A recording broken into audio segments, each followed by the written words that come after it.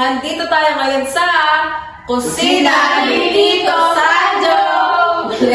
So ngayon mga kakosa, meron tayong naimbitahang espesyal na bisita, si Nino Cray!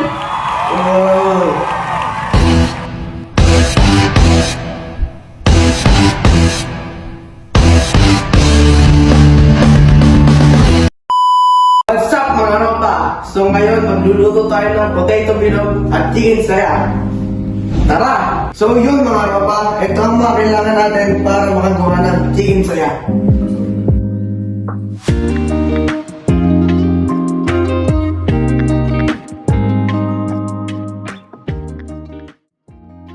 Next step, Higasan natin ang manok.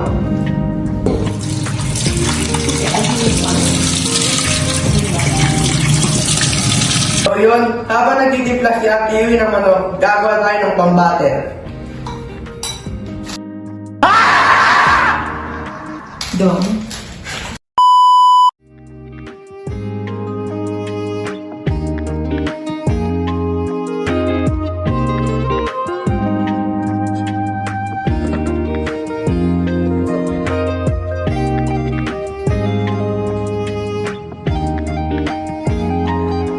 Pinapainit naman ni Ninong Cray ang kawali, ilagay na natin ang manok sa butter.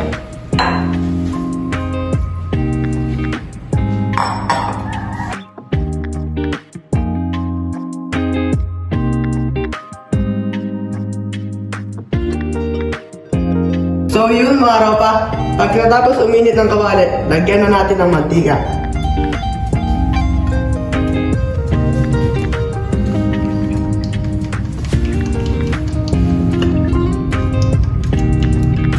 So yun mga ropa, habang pinapainit natin ng kawali, hiwain muna natin ang patatas at ilaga.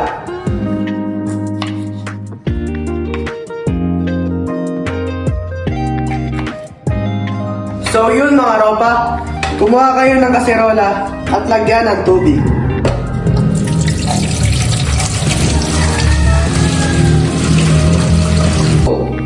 So yun, habang nagpapakulo tayo ng tubig, ikakot naman natin ang manok at ipiprito.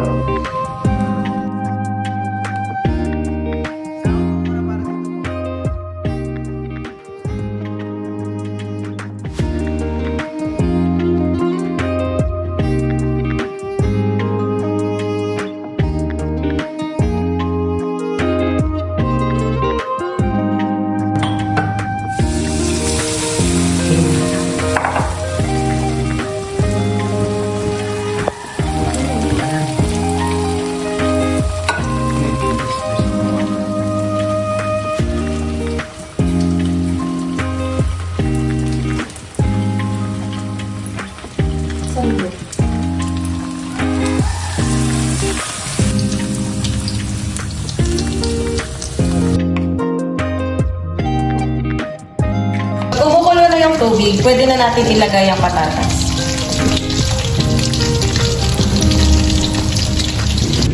Pagkatapos natin pakuluan ng patatas, babalatan naman. Habang nagluluto si Ninong Cray, pagkatapos balatan ng patatas, durugin na natin ito, saka ilagay ang butter.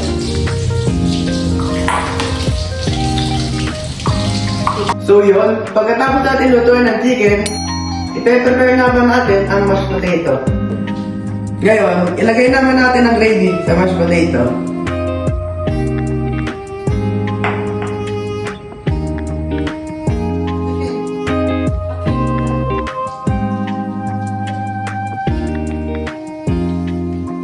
So yun mga roba, tapos na lutuin ang ating chicken saya at mashed potatoes.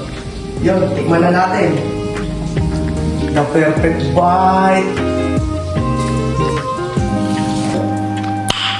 Nice.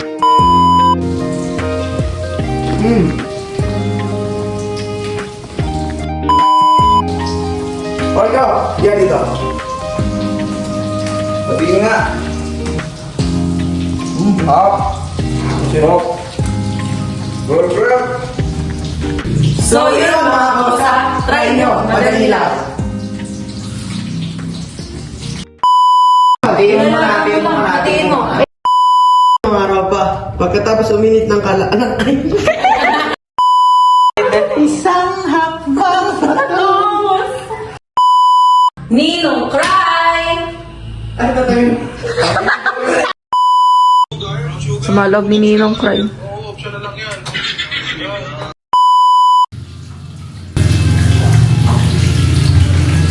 Ay, pura! Apura ano? Apura cellphone! Hindi, pura. Buklat na rin eh. Ay, over na nga, oh.